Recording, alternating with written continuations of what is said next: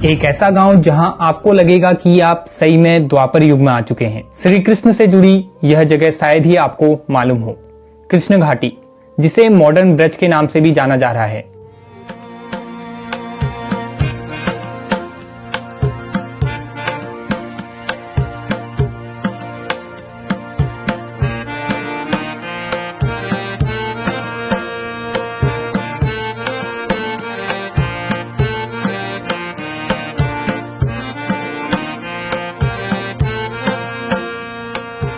यहाँ आपको लगेगा कि आप पुराने समय की ब्रज भूमि में पहुंच गए हैं, जहाँ सभी लोग आपको धोती कुर्ता पहने, सर पर तिलक लगाए और वहीं औरतें साड़ी में नजर आएंगी। रास्ते में लोग मिलेंगे तो वो आपसे हेलो हाय नहीं बल्कि हरे कृष्णा बोल के आपको नमन करेंगे। लेकिन हैरान तो आप तब हो जाओगे जब आपको पता चलेगा कि यह जगह भारत में है ही नहीं।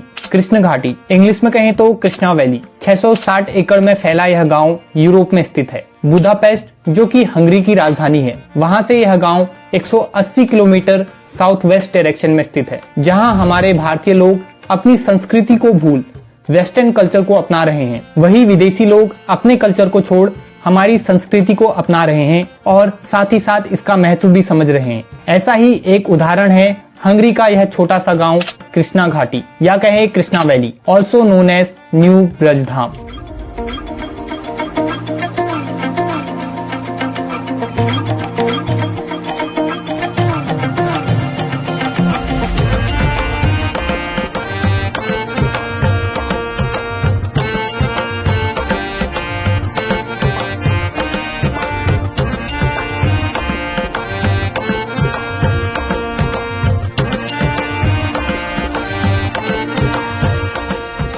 – 150 कृष्ण भक्तों का यह गांव आज यूरोप का सबसे पुराना एवं बड़ा इको फार्म बन चुका है।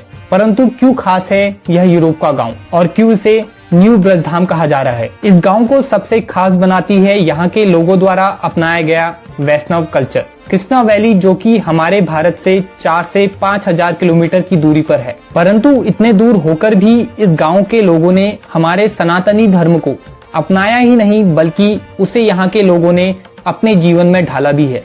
वृंदावन, जो कि कृष्ण जी की भूमि है, यह भारत की राजधानी दिल्ली से साउथ की तरफ 3 घंटे की ड्राइव पर है। ठीक ऐसे ही कृष्णा वैली, जिसे न्यू वृंदावन कहना गलत नहीं होगा। बुदापेस्ट, जो कि हंगरी की राजधानी है, वहां से यह साउथ की तरफ 3 घंटे की ड्राइव पर है। बुदापेस्ट में 4 रेलवे स्टेशन है, जिनमें से एक का नाम दिल्ली है। परंतु कैसे सबसे अलग है यह कृष्णा वैली? अगर आप यहाँ के प्रवेश द्वार से अंदर एंटर करेंगे तो आप पाओगे एक बिल्कुल अलग दुनिया, एक ड्रीम विलेज, यानी कि सपनों का गांव। अगर आप भी नेचर लवर हो और भगवान में आस्था रखते हो तो आपने भी ऐसी जगह रहने का सपना देखा होगा। कृष्णा वैली को बिल्कुल वृंदावन की तरह बनाया गया है। चारों तरफ हरे भरे पेड़, पशु पक्षी, साथ ही ऐसे स्ट्रक्चर्स बनाए गए हैं जो कि आपको भगवान श्री कृष्ण की नगरी वृंदावन की याद दिलाते रहे। इस वैली से होकर बहने वाली नदी को यमुना भी कहा जाता है। भारत की ही तरह यहाँ भी नहाने का स्थान सीढ़ियों के रूप में बनाया गया है, जहाँ महिलाएं और पुरुष अलग अलग स्नान करते हैं। आप देखोगे कि यहाँ के लोगों ने अपना पहनावा, खान पान, रहन सहन और दिनचर्या सभी हमारी भारतीय संस्कृति के अनुसार की है। यह गांव पूरी तरह से आत्मनिर्भर है। यहाँ खेती जैविक यानी कि ऑर्गेनिक आधार पर बिना किसी रासायनिक पदार्थों के इस्तेमाल के की जाती है। हमारे देश की ही तरह यहाँ भी जानवरों की सेवा की जाती है। मुख्य रूप से गाय को माता माना जाता है और दुग्ध उत्पाद जैसे कि दूध, दही, घी इत्यादि प्राप्त किया जाता है। आपको यहाँ डेयरी फार्मिंग, बी फार्मिंग और कई ऑर्गेनिक फार्मिंग देखने को मिलेंगे। खेती भी यहाँ पारंपरिक रूप से बैलों से होती है और कोई भी सामान ले जाने के लिए बैलगाड़ी का इस्तेमाल होता है। यहाँ आपको गौशाला भी देखने को मिल जाएंगे, जहाँ इन जानवरों को रखा जाता है और इनका पालन पोषण किया जाता है। यहाँ के सभी लोग पूरी तरह से शाकाहारी हैं। यहाँ आपको राधा कृष्ण जी का भव्य मंदिर भी मिल जाएगा, जहाँ आपको सुबह शाम भजन सुनने को मिलेंगे।